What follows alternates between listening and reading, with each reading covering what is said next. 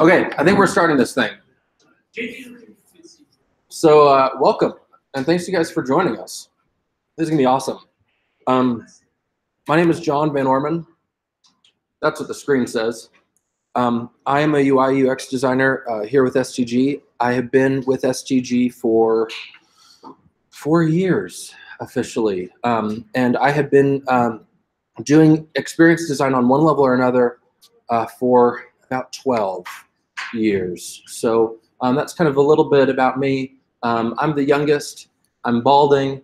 It's fine. We're all just here to have a good time together. So one of the things I want to talk a little bit about today is, and I'm glad Brian's not here. We're going to talk a little bit about design sprints, but I wanted to go a little bit higher than that maybe. So we're going to start off, and I'm going to ask a stupid question. There are no stupid questions, and there are no bad answers, but I'm going to ask a loaded question that I'd love to have your guys' perspective. So what's an agile sprint? Specifically within the dev environment. While you guys are eating, really I'm like a bad waiter. I'm going to ask you guys a great question while you're consuming food. Oh good, the service is excellent. Wonderful.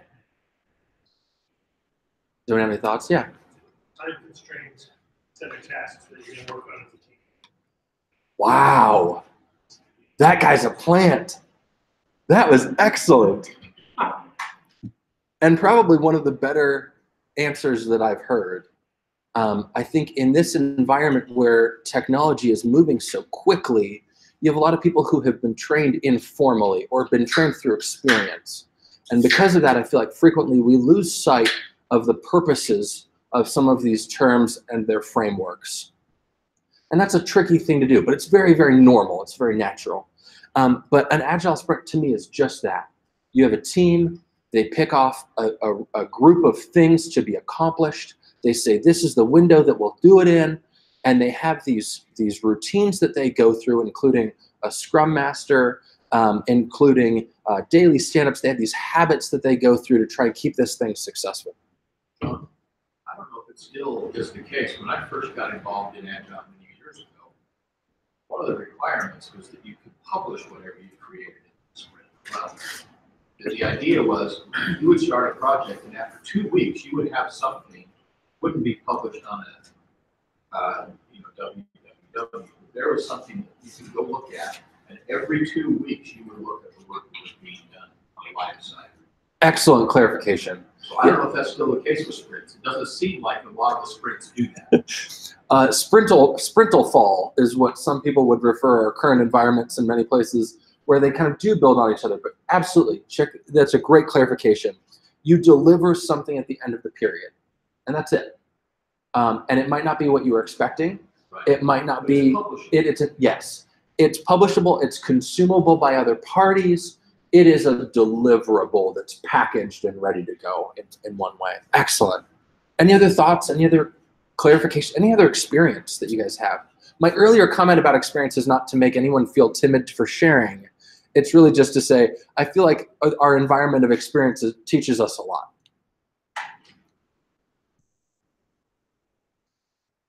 And I'm totally okay with silence, just so if you guys are wondering that, let that be settled. Okay, so one of the things that I now want to transition into is the relationship of development versus design.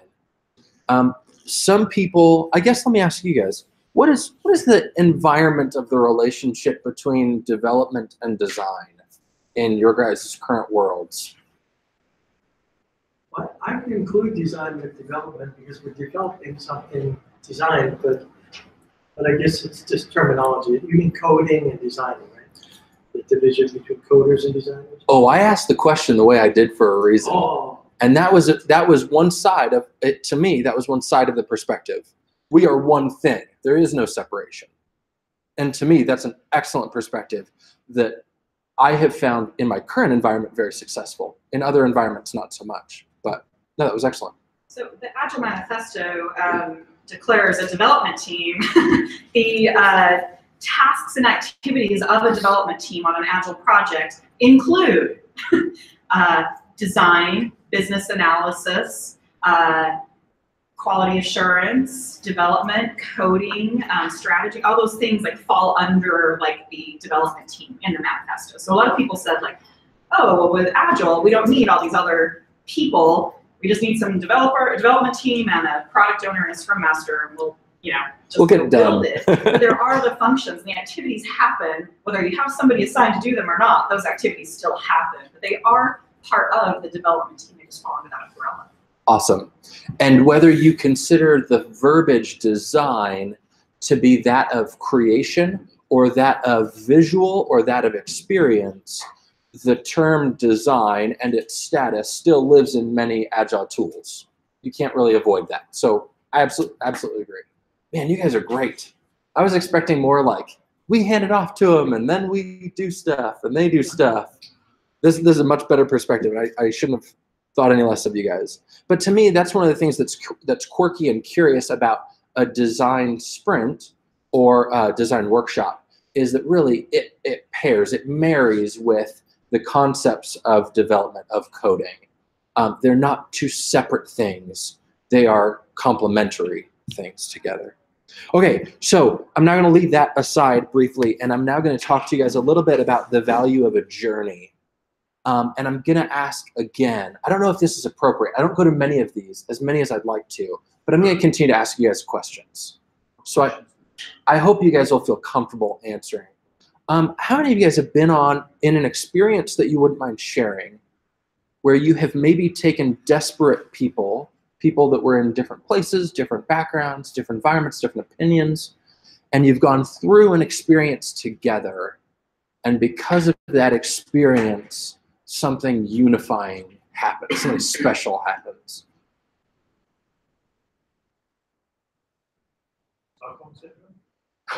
That's a great example. I hope that none of us have recently gone through that, maybe ever. But truly, that's an interesting perspective of this same phenomena, and that is you go through something together and you're never the same for it. And you go through something with a group of people and you're all never the same for it. Huh. I love this. Yeah. So, had a couple weddings this year. Great. That's a unifying experience.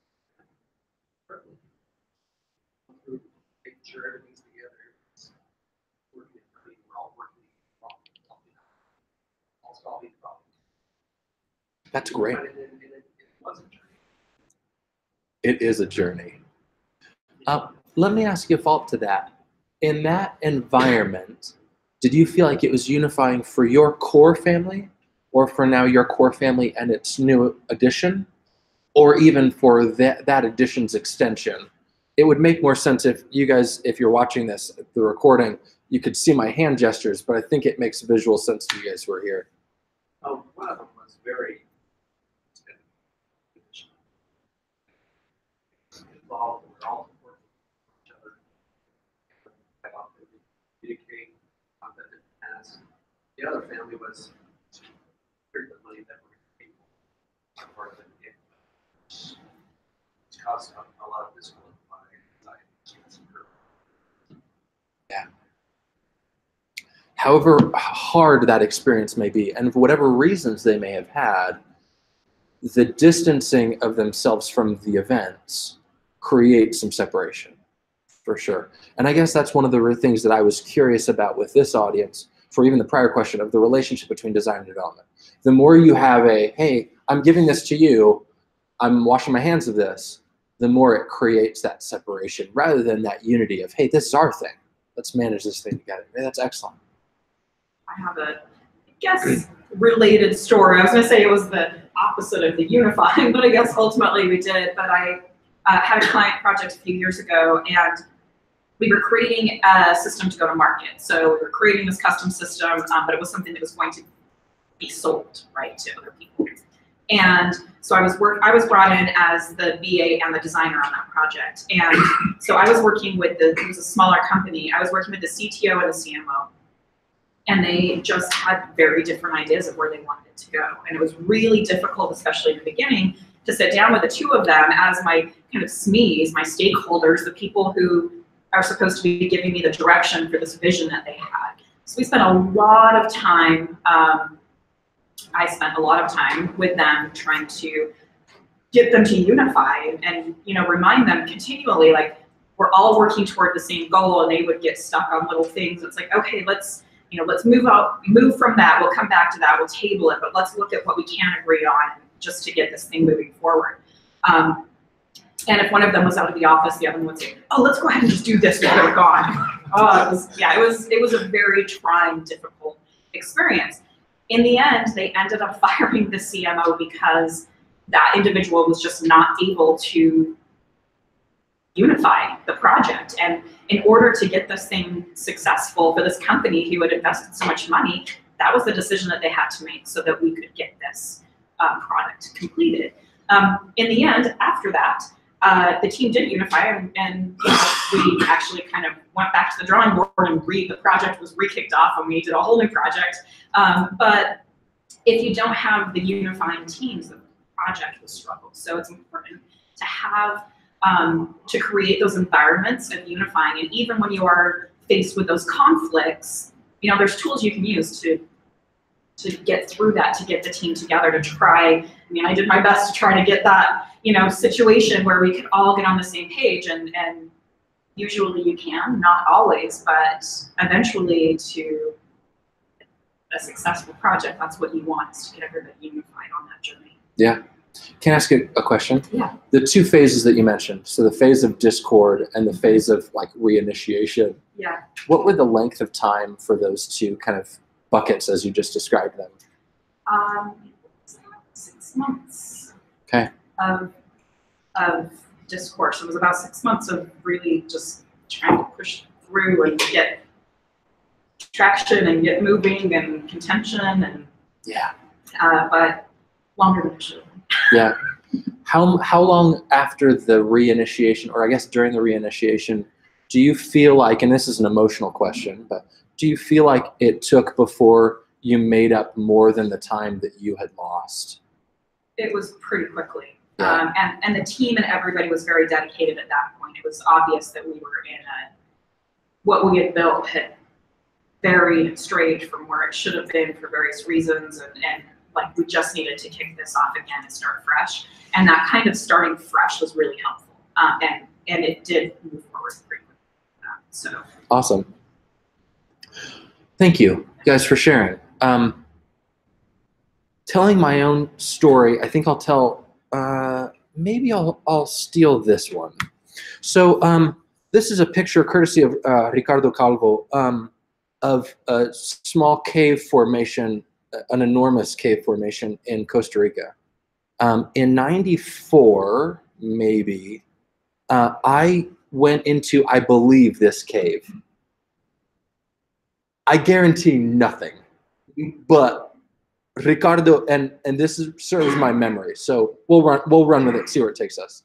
But my father and I, who I wouldn't say are estranged, but we're not super close, he invited me and a friend, oddly, to go to Costa Rica for a month one summer. He spent most of his time outside the country. I had been studying Spanish in a Spanish immersion program, and he was excited. He was working in Costa Rica at the time, and so we went down together. And we found this cave, and he had this little project, and he knew the guys who were running the little project, and they were just getting it off the ground. I assure you, while I was there was no ladder or supporting beams. You kind of just go over the ledge, and there you are, kind of floating around on a cable ladder. And it's about 100 feet, if I remember correctly. And so anyway, you're going through this experience, and my dad, who is 40 years older than me, and I are trekking into this cave with a good friend of mine, and we climb down this ladder awkwardly. And if you've ever climbed a ladder with no support, there was a lot of like flexing and awkwardness and realization that my core is not as strong as it should be. We won't talk about that at length. But you climb 100 feet into this cave, and then only to explore. And you find weird things like frogs that shouldn't be there, that still to this day kind of confound me. And this stalactite formation called the organ, because it looked like a human organ, and its tone would echo and resonate in a very peculiar way. And anyway, it was this wonderful journey that we went on for a while. And then at one point, the tour guide said, let's take you into this other part. And my dad said, you know what, I'm not gonna be able to make it through that. I'm too big. And that is what it is. But he said, go on ahead.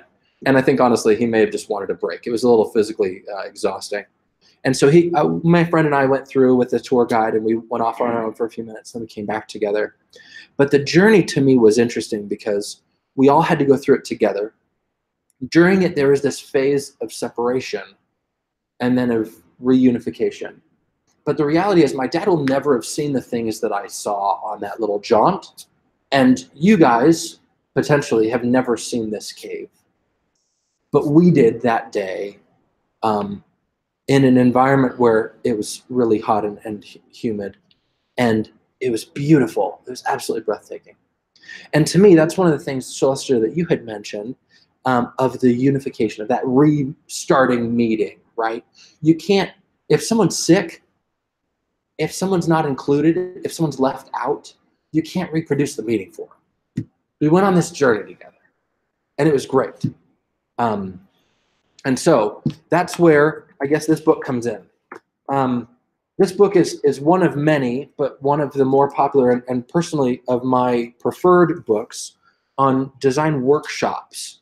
So again, taking these concepts that we talked about and building environments where people can come together, learn with each other, and hopefully improve, hopefully be a little better because of it.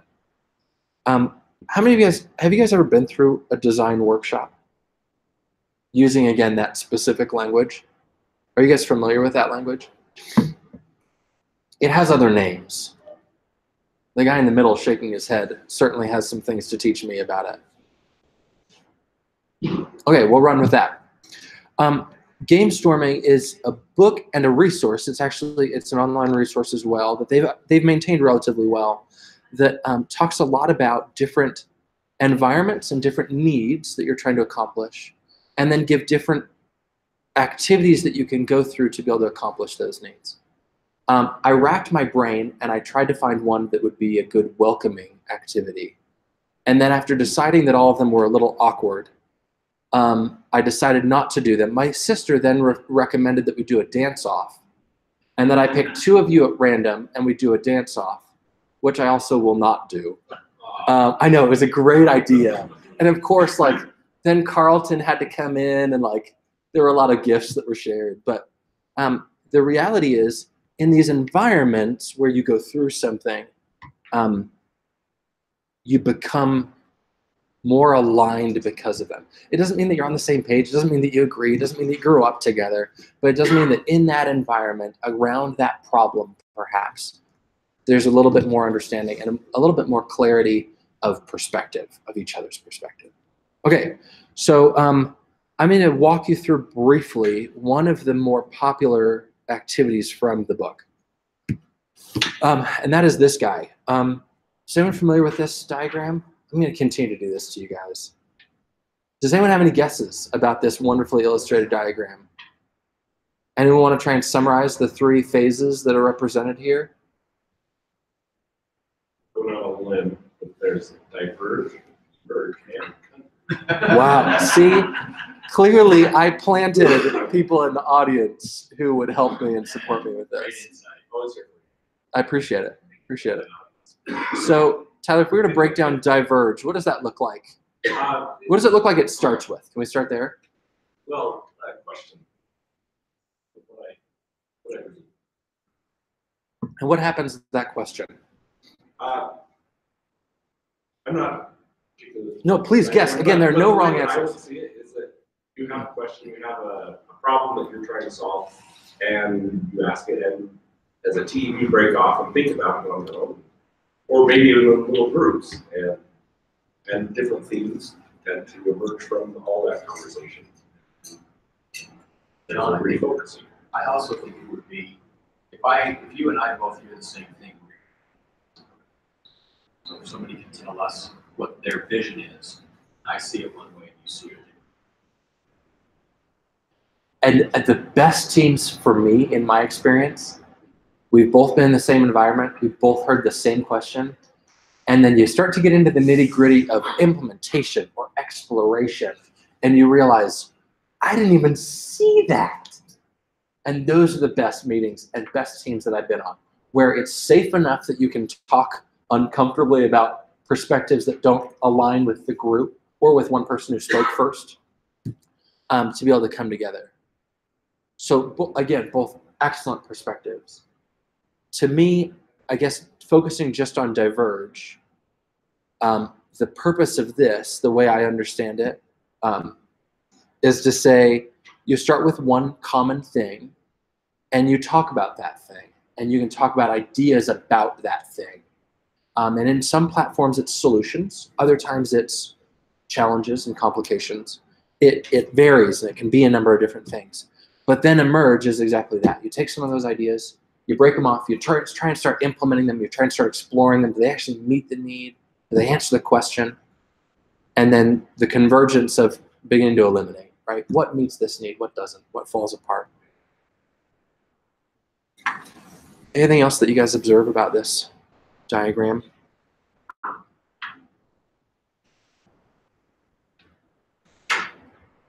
The dynamics between people.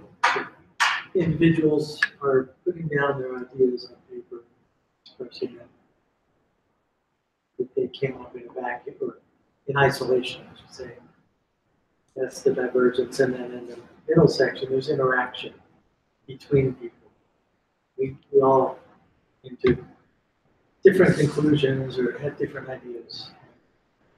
We get to now exchange ideas with the possibility of sharpening our skill, sharpening skill, to coming up with fusion and creating new ideas together. Yeah. Then they need to be distilled down to something workable, so they need to converge again to finite number of implementations. There's a lot of freedom in the middle to explore. Excellent. I love the comparison of that. I love distillation. I would also compare it, and for me in my head, only because of the things that I am passionate about personally, if you were to take a similar concept and say like metallurgy or elemental refinement, first you have to throw a bunch of stuff in the bucket. And so you grab as much stuff as you can and you throw it in the bucket. You go through the process of refinement, of distillation, and then at the end, you come out with something that is valuable, something that has new understanding, that provides new insights, a new solution in this diagram. There are evolutions of this diagram too. The book continues to go on if you guys have a few minutes. Excellent book. Okay, but I'm going to keep moving, only if nothing else for pace, to kind of an evolution. So there were a couple of gentlemen. There was a team of people whose names I don't all remember, so I won't try, who came together in the environment of Google Ventures and were exposed to things like gamestorming. Were exposed to things like design activities from IBM and from Xerox, and took all of these ideas and refined it through a number of projects. And some of you guys may be much more familiar with this, which is Sprint, the book formally attributed most commonly to Jake Knapp, although again there are other authors and other contributors. But this is kind of, again, the evolution of this idea of the design workshop, to get together and go through an experience together to come up with things that are right, come up with the best things, and to do so quickly. So again, to think back at the beginning of this conversation, we have a development sprint, a window of time that we're given. In this design sprint, again, because it's complementary, you're given a week, according to Jake Knapp's terminology. And you go through very specific activities. How many of you guys have been through a design sprint? Yes. Some wild cards I wasn't expecting. You and I are going to have to chat about this afterwards. No, I don't doubt that. I know your experience is varied, but I'd still love to know a little bit more about your stories. How many of you guys have read this book or read pieces of the book read their blog posts, watched their videos. Awesome. My favorite was the pay no attention to this hand raise. I think that was the best one that I saw. So again, let me talk about frameworks. And high level, Sprint is broken down into 5 days. Traditionally, the 5 work days of a single calendar week. And that's for a number of reasons that we won't go into today. But initially what you do is you map on Monday, you sketch on Tuesday, you decide on Wednesday, you prototype on Thursday, and you test on Friday. For all of those who may not have accessibility available to them for this presentation. Clearly me reading that was very helpful. So beyond that, on Monday, you do a number of the things that we've already kind of loosely talked about. So you start with the concepts of a long-term goal. What do you guys want to accomplish? And to me, I think the best examples of that have been questions. So I think I'm going to ask you guys the same thing. I think we share a common pain point, and that was commuting this morning. Can we agree on that loosely in one way or another? Commuting this morning was not ideal. Okay. There was the guy in the middle with maybe a sled and dogs that really enjoyed it, but oh man, should have known better. If we were to talk about the context of our problem, the commute this morning, with a long-term goal, what kinds of things how would you frame something that you would like to improve upon this morning? What would be a goal to make a morning commute better than this morning's was? Eradicate snow. To eradicate snow. Interesting. Okay. See, but this is the kind of ideas, this group is excellent because we're going to basically have a very, very, very miniaturized version of this workshop right now. Eradicating snow is exactly the divergence that we would like to kind of explore, right? We want to explore a number of different ideas. So throw out some great ideas. Teleportation. Here's the thing. I saw it on The Simpsons once. It was a Treehouse of Horrors. I'm pretty sure it exists. Yeah. What else, as far as a long-term goal would be phrased, could we quickly come up with in this group? Heated roads. Heated roads. Wow. I think that'd do excellent things for our budget. Right? I mean, well, people would be happy. No, I was serious. Is one thing. Someone else can figure out the budget. I think people's delight during the winter months would be worth it alone. The roads were just consistently smooth and not wet and not snowy and not icy. To talk about the divergence of opinion again, I don't mind the snow. I love the snow, Alan. I'm sorry. I just don't want it on the roads or sidewalks or other places that are inconvenient for me. My hair, things like that. Just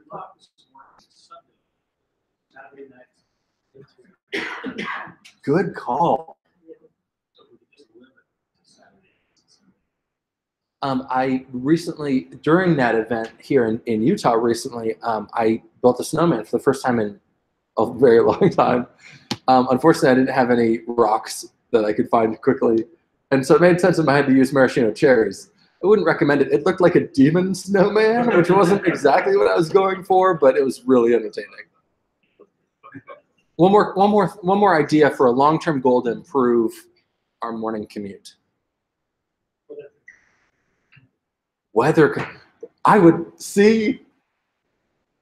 we should actually do a design sprint on this at some point because there's some great ideas happening. I have a lot of questions. So next, following that is kind of the sprint questions.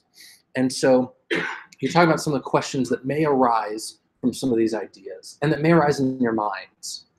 How can we make things safer? Where does snow come from? All of these are good candidates for sprint questions. One of my favorite things, and let me kind of illustrate this quickly with you guys. I'm kind of going to jump back and forth a little bit maybe, but is making a map. So if we're going to talk a little bit about making a map, this is an example from the book. with one of their examples of their clients, so Flatiron Health. And so here on the left-hand side, we'll see the audience, the actual users, and then we'll see the experience of their product, again, from a really high level, just a couple of points of what the experience of the product was. And so if we were to map out the experience of our commute, what would that have been this morning? Again, high level. I hope you brushed your teeth for your own sake, your own dental hygiene, but I won't choose that for you. You guys are in charge of that. We don't need to talk about that. Yeah, that's the look I just got. You didn't even need to mention that. But yeah, oh, see that I also won't weigh in on, and that's okay. So high level, what was the commute? What did the commute look like for you guys, Ray, including you?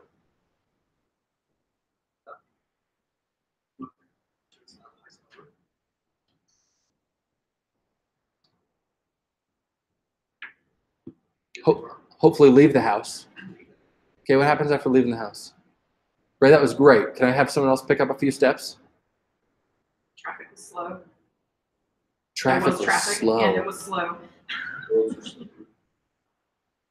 Get a twist about the trap, depending on the weather. Excellent. Maybe even which method of transportation. Some of you may have picked public transportation. Other of you may have teleported. And then arriving at your destination, right? A map is relatively simple, but it's one of the more beautiful things because to me, it answers one of the questions that Chick brought up, not necessarily even as an explicit question, and that is, does everyone see the problem the same way? And that's one of the unifying things to me about a workshop is writing it down does some really funny things for getting on the same page. And even if you think you understand about the same problem the same way, even if you maybe talk about the same problem the same way, it doesn't necessarily mean that you understand the problem or think of the problem the same way. Okay, so I'm going to jump around a little bit. We're going back to here. So after making a map, you talk a little bit about how might we, which is really just trying to flip problems into opportunities. So how might we make the roads less snowy? How might we decrease traffic? Anyway, and then beyond that, you'll pick a target. So by the end of Monday, generally you have a really defined problem that you're trying to solve, and it's one problem. And it can be a big problem. Those are the fun ones. It can also be a small problem, and sometimes the nitty-gritty is really enjoyable. Okay, so for Tuesday, again, we're just going to go through this quickly. Tuesday is the sketching day, and Tuesday to me is the collection and refinement of ideas. It's the distillation. And so the example that I'll show here to continue to torture you guys is lightning demos. In regard to the commute this morning, what have you guys seen in your own lives? Tyler, I'm going to have you restate the thing that you already stated. You've seen something in your life that could have solved the commuting problem, and you mentioned it. Oh, yeah. So one of the great things about Tuesday, and one of the reasons I feature lightning demos, is because it's taking the examples of Star Trek and saying, hey, this is a thing. Could we leverage this cool idea, repurpose it, adapt it to our needs? We're not stealing here, we're evolving. And we're specifically evolving to our problem. This example I wanted to bring up because in a recent design sprint that I had, this was one of the examples that came up. We were working on a self-improvement concept, and one of the ways, and that's loose, but one of the things that came up was Coach.me. And one of the things that they do is trying to say within a target and within a personal relationship through the application, you get some feedback, you get some guidance. And so anyway, that's one of the examples, right? And teleportation is a way better example. Thank you for that. Does anyone else have any ideas, examples, things that they've seen, things that they've heard of, that we could maybe repurpose and talk about just within a minute or two that you could use to solve our morning commute? I heard the city is talking about giving free transit on bad air days for the environment. Why don't we do free transit on snow days instead? Interesting. I would love to know cost around that. Again, every idea that you guys have, I have all these questions that are so fascinating to me. But I wonder how much money we would save if we were to do that.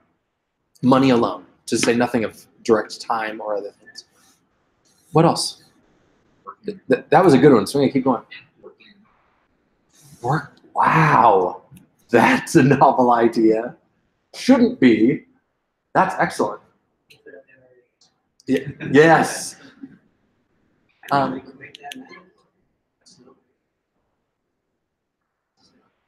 In my current department, Move STG 5.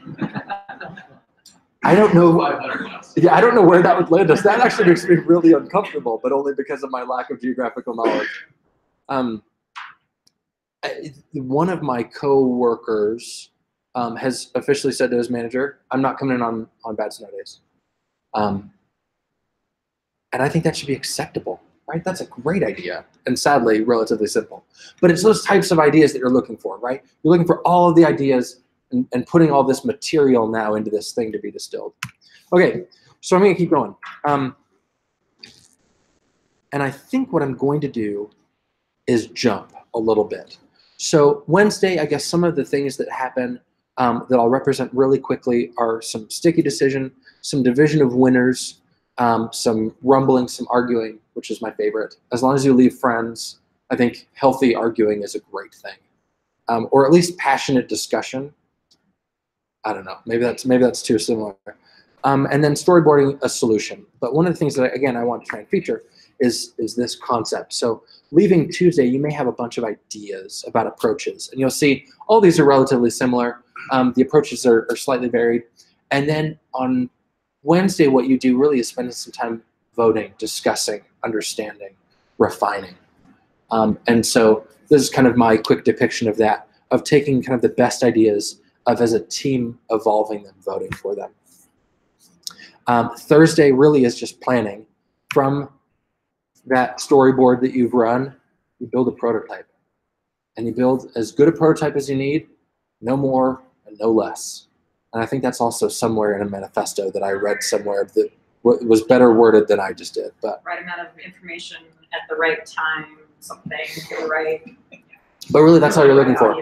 And I hesitate to say happy path because that word is offensive to a number of people. But at the end of the day, all you're trying to do is learn about one thing. Did this meet a need? Right? We don't need all of the features associated with it. And then Friday is testing. The cool thing that you'll see on Tuesday is there's some groundwork laid through recruiting customers. And then Friday, the best design sprints that I have been through, you spend Friday as engaged as you do any other day. Sometimes people sit and just watch and then like laugh sometimes when people don't get it or point the finger when they're right. But the best ones that I have been through, even when you don't have a whiteboard, you grab sticky notes and you just like write down observations and start trying to group ideas and understanding together. Because you're always processing. And one of the concepts of design sprint, if I could say it has a manifesto, is to always be capturing, to always be recording ideas, thoughts, solutions, resolutions. Okay, so I'm gonna keep moving because a design sprint, although this is the title that we want to talk about today, are any of you familiar with this, the idea represented in design sprints evolving once again? That guy is. I may keep going. Okay. So you get the right people together. I promise this is in here for a reason. You get the right people together. And this is one of the greatest concepts that I feel like is interwoven throughout a design sprint, at least the documentation of it, is you have to have a decider and they have to be the right person who has the power to say, this is happening. If this is right, this is happening. It doesn't matter who opposes him. It doesn't matter if the CMO has a problem or a bad day. It doesn't matter if someone's off remote. The decider is Hannibal, hopefully minus the cigar for their own personal health. But again, I won't weigh in too heavily on that. But the reality too is you have other people who have very unique skills. And one of the things that I felt like was powerful to talk about with you guys today is that a design sprint is a core team. It's not 50 people. It's not someone who came to observe, using air quotes, or claw hands. It's literally to say, if you're there, you're involved. My last design sprint, I had 2 people who tried to sneak in and observe. They were both invited to participate or leave lovingly. And I think they got something out of it. They both contributed through the rest of the process. But some days and in some environments, you may be a little bit more like B.A. Baracus. Other times you may be in an insane asylum, and that's okay. This core team can solve some pretty great problems. Okay, so now I'm going to keep moving. And that is a design firm in Germany. Oh man, now I'm probably going to be wrong. Named Agile Sprint has evolved with Jake Knapp design sprints into what they call Design Sprint 2.0. And if you have the map that we looked at before that was 5 days, you now have a map. Why not make it 4 days? It's so much better.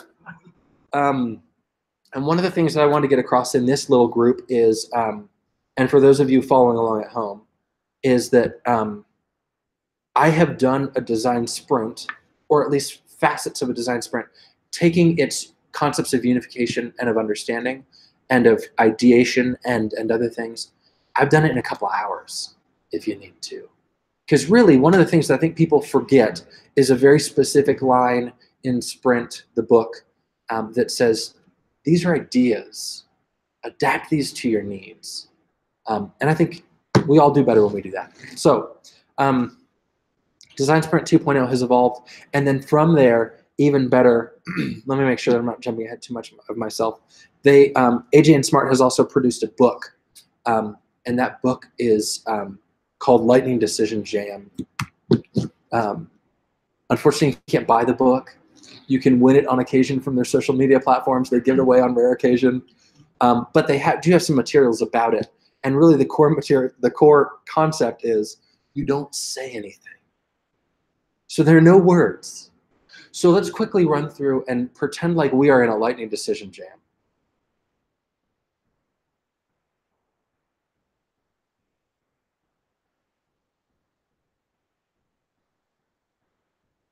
Excellent, no words, we did great. Really, you take the same concepts from a design sprint of gathering ideas, of voting for ideas, of distillation of ideas, of prioritization. And they use a slightly different grid to help prioritize ideas based on their return and their investment. But really, at the end of the day, the Lightning Decision Jam is another great example of a design workshop to be able to go through to come up with some good ideas. And this is my visual representation of that, right? You have a bunch of ideas. You basically write them out on sticky notes, put them up on a board, people vote for them, and you take the best one and say, we can implement this the most quickly, it'll have the biggest impact and balance, and let's do this and keep moving. And then you don't say anything else, and then you leave the room. That's me teasing them a little, because anyway, it's kind of funny to me. Okay, so beyond that, I have a really awkward phrase that I tried to write that I will probably regret one day, and that is building environments for open conversation about problems lead to powerful and lasting product evolutions. This is why I'm not a writer. This is exhibit like 806, why I'm not a writer. But the reality is, if you can create an environment where people can go through an experience together, where people can understand each other and the problem better, and run through some ideas, taking the best ideas to really start to impact a product, that's where kind of magic happens. And that's where like CMOs and CEOs alike are like, that was so amazing, we should do that again next week. And you're like, no, I'm really tired. Can we just have a couple months off? And I guess that's one of the other things I'll say is a design sprint is never meant to be regular.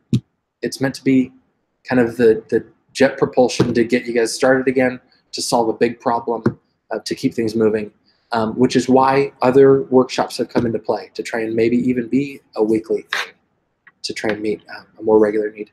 Okay, I've talked way too much.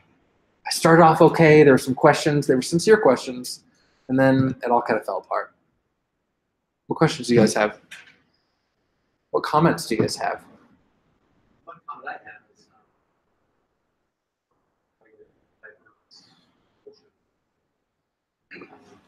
one thing that's design sprint not specifically looking at as well.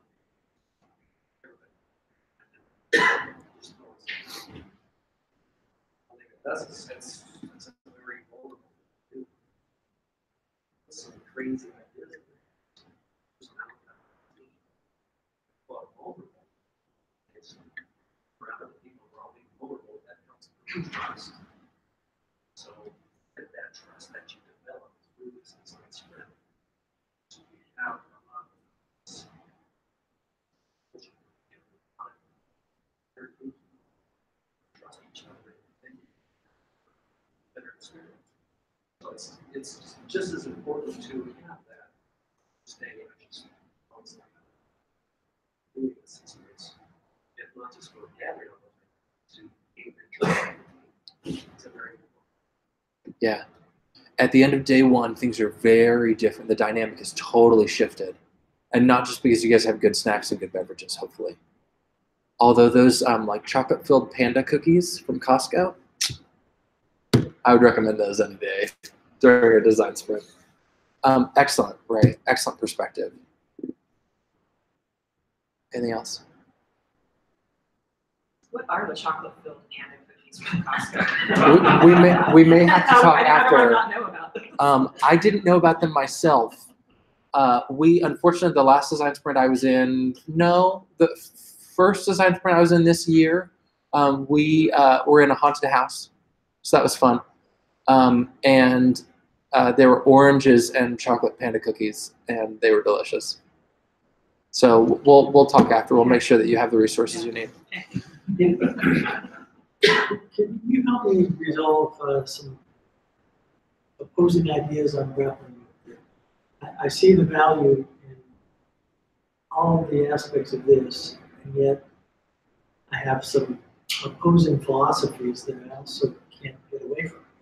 One is, why are we wanting to go faster and faster? My philosophy, slower and slower, is where you get the most value from design. Do a few things, but do it. That's like the foundational principle of design. Can I verbally high five you? Alan, one of the concepts that I have come up with now multiple examples of which I can only remember the first one that came to mind, and that is a stew. You can't rush a stew. Like the flavors have to like meld, and like there's this it's not just throwing a bunch of stuff in a pot and then be like, ta-da, we're all eating. So to me, that's where one of the common misconceptions of a design sprint is. It's not necessarily to go faster. It is as much to go fast as it is to go together, as it is to learn together. So to me, if you're just doing it so you can speed up, you're doing it under the wrong premise, and you won't receive what you're looking for, because that's not what its purpose is. Unfortunately, people in the business world here move faster, and they're like, yes, less money, like fewer people can start working from home with all the time we're saving. But the reality is, it's not to speed up the design process. It's to unify the process, because you couldn't do a design sprint in this environment. And again, focusing on the concept of an environment, you couldn't do it over a month. You couldn't do it over 6 months. Right. So it's bringing everyone together in an environment. I'm hearing it spoken about in the context of faster development. So I like that you say that it doesn't necessarily go with that idea. I'm hearing it talked about. I have heard it talked about in that way. The other common misconception that I've heard is, oh, this is prescription. You follow the book, you read page 1, and yeah, that's a great place to start. And if it's your first design sprint, the book is excellent. But to me, it's all framework. If something doesn't work, don't do it. If something works better, do that. But don't just do something because you don't like it. And so it's tricky. We live in a tricky world because people do want to move faster. And people hear of companies that, turn over quickly and then are bought out by billions of dollars, and people are excited and forget the sleepless nights in a closet trying to support a server, And so, yeah, I think it's a common misconception. What else are you trying to balance? What else are you wondering about? The idea of a group design by committee. Frank Lois calls it his famous designer from his generation. He was a god. He calls this group growth. He says, if you want to design with a group, 2 people at the most, maybe rare other situation, 3, but he mostly built his empire as a solo act. And I tend to agree that the more people you get involved, the crazier it gets. If there are no designers, I wonder if this might be directed at groups that don't have designers. How do you do a consensus decision-making process when you don't have any designers? Let's get everyone in the group together and brainstorm. It simulates design. You don't have design, but I, as a designer, would take a methodical, deep approach where I have to reach into many parts of my history, my research. It doesn't happen rushed and it doesn't happen group. I go out and I consult with others, bounce ideas. There's a lot of back and forth in its right order that I'm directing in my own process. So, on the other hand, I see new ideas come up that never would have happened as a solo act. So how do you reconcile these two opposite views? To me, this, and I apologize again for jumping around, this is one of the things that stands out to me. My first design sprint was intense. I actually lost my voice for about 6 months on and off. I'm still recovering, which is why I'm drinking a lot of water. But there's a lot of like talking and pressure, and the days were long and just emotional. But again, one of the things I think people get wrong, or at least from my perspective, because I don't want to judge anyone. There's better things I have to do with my time. But to me, one of the things that's powerful is if you can say, this idea is great. So for example, we have this card over here, the first kind of large Post-it note, we have one red dot down in the bottom right-hand corner. Maybe that's one really good idea about one detail that someone else wouldn't have thought of. And all of this is wire. All of this is, if you can't draw, excellent. I'm so glad. Join us. Because it's not, hey, let's design together. It's within the course of several activities, in a design sprint specifically. Let's ideate, let's refine, let's create, and then let's present. And within that, you could call it designing by committee, but to me, it never has become that. Because it's really just taking ideas and trying to verbalize them through a visual representation. And so, and again, because it's not refinement, it's not like UI, I have really enjoyed the activities. My first design sprint, admittedly, and this is selfishly, and I realized that my youth through this statement, but the end result was super similar to what I had already come up with on my own 2 months before. It was an obvious solution, but it was irrelevant that I had come up with it because we hadn't come up with it as a team, and it still got better. The latest design sprint I was in, my ideas totally flopped, and that's great because the reality is one of our front-end devs created some awesome solutions around a concept that I never would have thought of and could have approached. I had too much baggage around something that he understood differently that he was just able to run with. So that kind of, I hope, maybe doesn't answer but consoles pieces of that. The other piece of that, though, is if you're in an environment, Jake Knapp does not recommend you have a designer or use familiar tools. So in the book, he references Keynote resources, and there's one other that stood out to me. He basically says, if you use a tool day to day, don't use that tool to prototype. Here's some great libraries that anyone can prototype in PowerPoint, and do it that way. Don't create UI. Don't leverage the designer to create the design. You're testing something. That's all you're doing. And so to me, that keeps it sacredly apart as you look to the designer as a resource, not as, hey, let's all do the designer's job, but instead, hey, what does the marketer have to say about this problem? What does the marketer have to say about this solution? What is the marketer going to come up with? And then how do you, again, distill all of that so it's no longer the designer, the marketer, or anyone else's solution. Instead, it's B.A. Baracus's. That's all I had. Anyway, that doesn't really console that either. But it's, again, to me, it's not as offensive as it sounds because it sounds horribly offensive. Well, your first two examples were the best of both worlds. One was you had solved the problem. Now the group confirmed it. It's even more established, and there's consensus in my head. Then the other one was, well, you did find that idea that you couldn't get on your own. So you leveraged the power of the group. What about the ones where you could solve it, you could come up with the right solution on your own, but you take it to the group and they settle on the wrong solution, and now it has buy-in and consensus, it has the power of the group, and you can't overpower that. You can't stop that train. So it's over. You've used the group to fail, and there are group dynamics that lead to failure. For sure. Look at the federal government. Any question about that? There are group dynamics. I'll send that to a committee of theirs. I'm sure they'll review it within the next couple of years. So I'm still. I would recommend, if you have a couple minutes or a good commute, to potentially track down the audiobook and listen to it, or watch some videos about it, because that has never been my experience.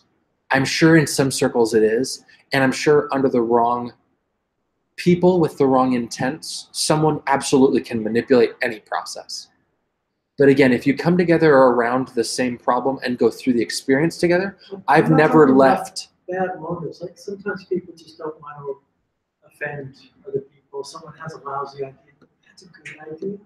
Oh, that's a bad motive. Explore that. What are you going to do then? It's out of your control. Well, and the great thing about the lightning decision jam is no one speaks. The great thing about the design sprint is it goes through enough iteration and refinement and escalation that, to me, again, just from my experience, any wasted effort, whether on the user side or on our side, has been weighted out for the most part. I can't say that's always the case.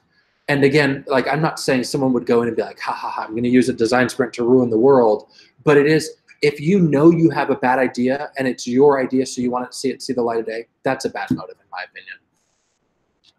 And I think from my experience, I've had some very strong personalities in design sprints, and it's all worked out relatively well. It's all worked out relatively well.